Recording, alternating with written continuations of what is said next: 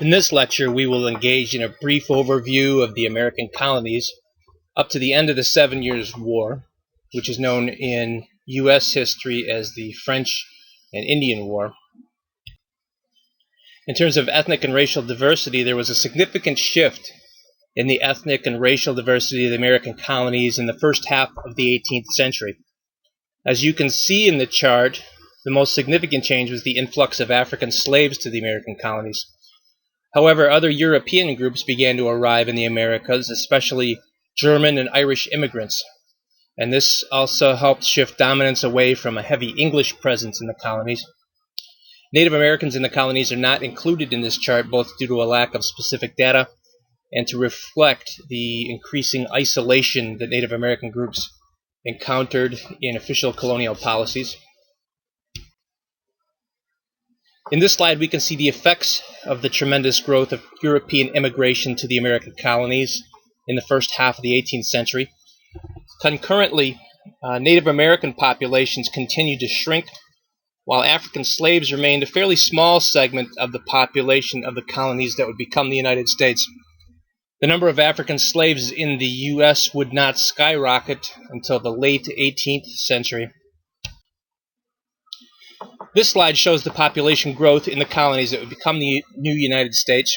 As you can see, the 18th century proved to be somewhat of a population boom in the 13 colonies.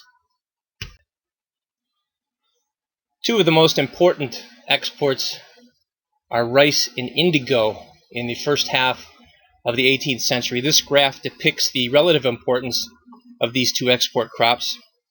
The indigo plant, which is depicted on your right, produces a blue dye that was highly prized by European textile manufacturers in the 18th century. This chart shows the increasing importance of the American colonies to the economy of Great Britain over the course of the 18th century. By the time of the American Revolution, Great Britain was heavily dependent upon the American colonies for trade and for tax revenue. In particular, American tobacco proved to be an important component of trade between Great Britain and the American colonies. On a side note, it is not surprising that colonies with significant tobacco farming would be among those that were most reluctant to go to war with Britain.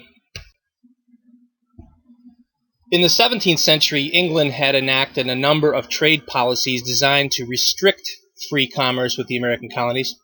In part, this was due to European wars with the Dutch and the French.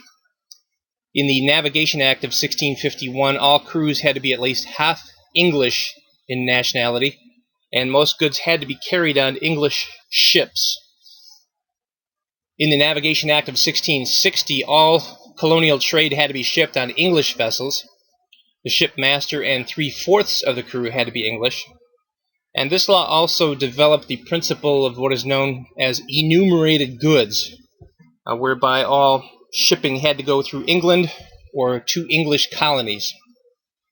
Finally, in the Navigation Act of 1663, goods from Africa, Asia, or Europe first had to go to England before being transshipped to America.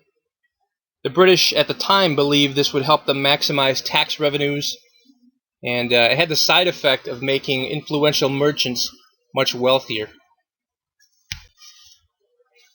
This map illustrates the various commodities and their respective destinations under the enumerated goods policies.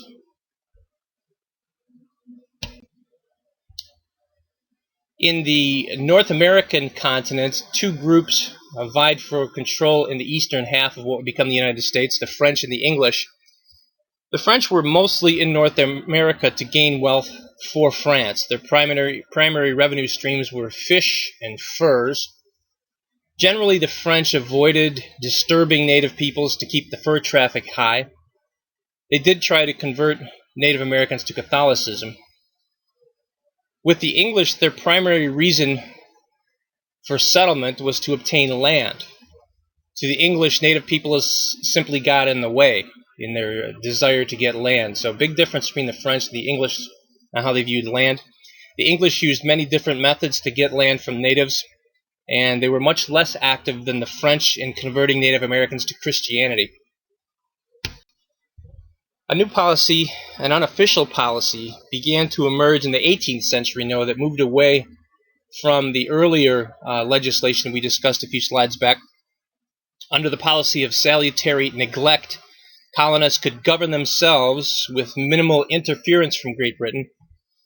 In exchange for this, colonists supplied raw materials for manufacture to England, and the American colonies also served as markets for finished goods from Great Britain.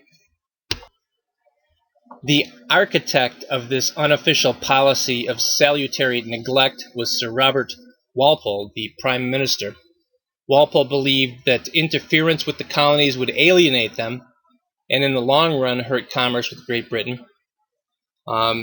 Beginning with Walpole up to the period of the 7 Years' War, there was lax enforcement of trade regulations, especially those navigation acts we discussed earlier. As a result of this policy, American colonists gained a degree of independence many decades before actually declaring independence. And this independent spirit could not easily be repressed later when the British modified their trade policies again. Finally, the first half of the 18th century is one in which the American colonies inevitably found themselves being dragged into wider wars between the French and the English, along with several other European powers. This French and British rivalry for dominance between 1689 and 1815 is sometimes known as the Second Hundred Years' War.